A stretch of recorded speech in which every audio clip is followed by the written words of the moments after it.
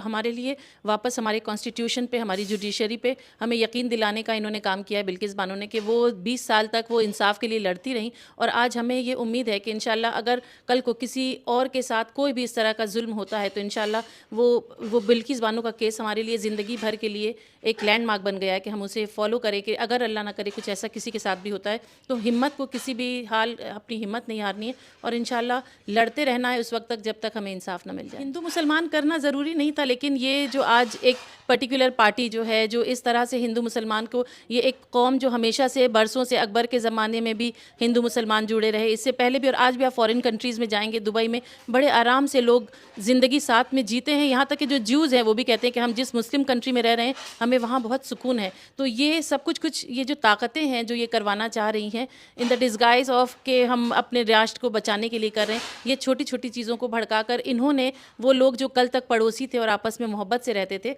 उनको इन्होंने लड़वा कर और ऐसी घिनौनी हरकत करने पर मजबूर कर दिया कि जब बिल्किस बानो का केस हुआ उस वक्त इन्हीं के कोई बड़े लीडर थे जिनको मैंने देखा कि वो जो किसी औरत जो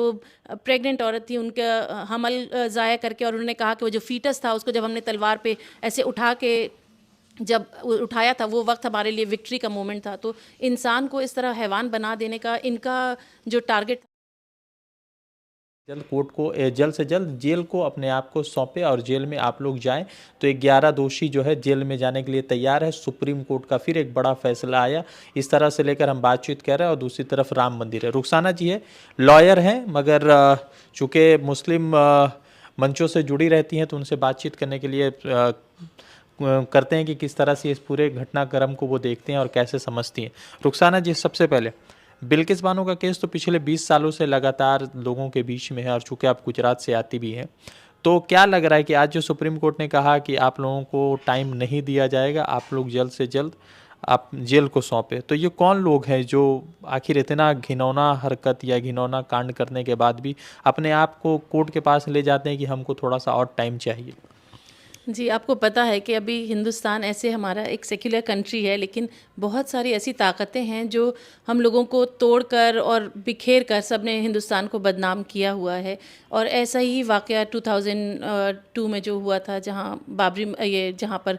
ये बिल्किस बानो का केस जो हुआ था, तो ये बहुत ही एक हमारे लिए हमारी हिस्ट्री पे एक गंदा एक दाग था, जिसे सुप्रीम कोर्ट के इस ऑर्डर ने हम ऐसा एक रिलीफ की तरह हमारे पास आया कि 20 साल तक जब इंतज़ार किया गया और फाइनली अगर एक साय ऑफ रिलीफ जिसे कह सकते हैं कि एक सुकून मिला है कि हाँ, जुल्म अगर हिंदुस्तान में माइनॉरिटी के साथ अगर कोई जुल्म होगा तो सुप्रीम कोर्ट हमारा निगहबान बन के खड़ा है। तो इंशाल्लाह हमें उम्मीद है कि बहुत अच्छा फ़ैसला होने वाला है और बिल्किस बानो को जो उनके साथ हुआ, जो उनकी फ़ैमिली के साथ हुआ, उसके लिए उनको इंसाफ इंशाल्लाह ज़रूर मिलेगा। इंसाफ मिल चुका है, इंसाफ मिला था। सज़ा जो उनकी रिमिज़न पॉलिसी को गुजरात सरकार ने लाया था, तो सुप्रीम कोर्ट ने कहा था कि किसी दोषी की रिमिज़न पॉलिसी को आप नहीं कर सकते, आपको जो है फिर से उनको जेल को सौंपना पड़ेगा। तो ये कितनी बड़ी राहत देखते हैं बिल्किस की? हाँ, नहीं देखिए, राहत ये हम अगर ये कहें कि फ़ैसला आ चुका है और जब तक जो एग्जीक्यूट ना हो जाए, जब तक वो जो कैदी हैं, वो जो अभी आज जेल के बाहर हैं, जब तक वो अंदर ना आ जाएं, उनके बाहर निकलने पे जो जश्न मनाया गया था और जो खुशियां मनाई गई थी, वो देख के हर इंसान की आँख रोई होगी, हर इंसान का दिल रोया होगा कि इसके बावजूद उनको जो आवभगत की गई थी। लेकिन आज सुप्रीम कोर्ट के इस ऑर्डर से जब उन्होंने ये अपने पास ये रख लिया कि स्टेट का कोई भी ऑर्डर जो है वो उनको रिलीफ नहीं दिला सकता है, तो इससे बड़ी खुशी होती है कि इंशाल्लाह ये अपने अंजाम को ज़रूर पहुँचेंगे। एक बात बताएं, एक महिला जो इस तरह से गैंग रेप का शिकार हुई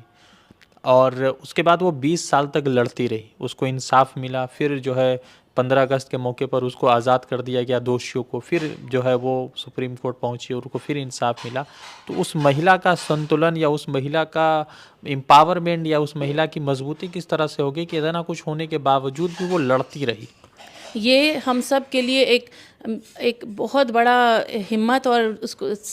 हमारे लिए वापस हमारे कॉन्स्टिट्यूशन पे, हमारी जुडिशरी पे हमें यकीन दिलाने का इन्होंने काम किया है बिल्किस बानो ने, कि वो 20 साल तक वो इंसाफ के लिए लड़ती रहीं। और आज हमें ये उम्मीद है कि इंशाल्लाह अगर कल को किसी और के साथ कोई भी इस तरह का जुल्म होता है तो इंशाल्लाह वो बिल्किस बानो का केस हमारे लिए ज़िंदगी भर के लिए एक लैंडमार्क बन गया है कि हम उसे फॉलो करें, कि अगर अल्लाह ना करे कुछ ऐसा किसी के साथ भी होता है तो हिम्मत को किसी भी हाल अपनी हिम्मत नहीं हारनी है और इंशाल्लाह लड़ते रहना है उस वक्त तक जब तक हमें इंसाफ ना मिल जाए।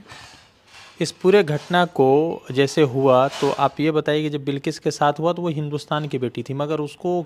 बहुत सारे लोगों ने मुसलमान की बेटी बना दिया और उसी तरीके से वो ट्रीट किया। क्या इन सब कारणों में भी या इन सब घटनाओं में भी हिंदू मुसलमान करना ज़रूरी था? ये हिंदू मुसलमान करना ज़रूरी नहीं था, लेकिन ये जो आज एक पर्टिकुलर पार्टी जो है जो इस तरह से हिंदू मुसलमान को, ये एक कौम जो हमेशा से बरसों से अकबर के ज़माने में भी हिंदू मुसलमान जुड़े रहे, इससे पहले भी और आज भी आप फॉरेन कंट्रीज़ में जाएंगे, दुबई में बड़े आराम से लोग ज़िंदगी साथ में जीते हैं। यहाँ तक कि जो ज्यूज़ हैं वो भी कहते हैं कि हम जिस मुस्लिम कंट्री में रह रहे हैं हमें वहाँ बहुत सुकून है। तो ये सब कुछ ये जो ताकतें हैं जो ये करवाना चाह रही हैं इन द डिस्गाइज ऑफ के हम अपने राष्ट्र को बचाने के लिए कर रहे हैं, ये छोटी छोटी चीज़ों को भड़का कर इन्होंने वो लोग जो कल तक पड़ोसी थे और आपस में मोहब्बत से रहते थे उनको इन्होंने लड़वा कर और ऐसी घिनौनी हरकत करने पर मजबूर कर दिया कि जब बिल्किस बानो का केस हुआ उस वक्त इन्हीं के कोई बड़े लीडर थे जिनको मैंने देखा कि वो जो किसी औरत जो प्रेग्नेंट औरत थी उनका हमल ज़ाया करके और उन्होंने कहा कि वो जो फीटस था उसको जब हमने तलवार पे ऐसे उठा के जब उठाया था वो वक्त हमारे लिए विक्ट्री का मोमेंट था। तो इंसान को इस तरह हैवान बना देने का इनका जो टारगेट था वो पूरा हो गया है, लेकिन इंशाल्लाह हमें पूरा यकीन है कि हमारे अपनी जिस तरह से बिल्किस बानो को इंसाफ मिला है, इंशाल्लाह इस तरह से अगर आइंदा कभी कोई जुल्म होने की इन्होंने जुल्म करने की कोशिश की तो इनको इसी तरह रोन दिया जाएगा इंशाल्लाह।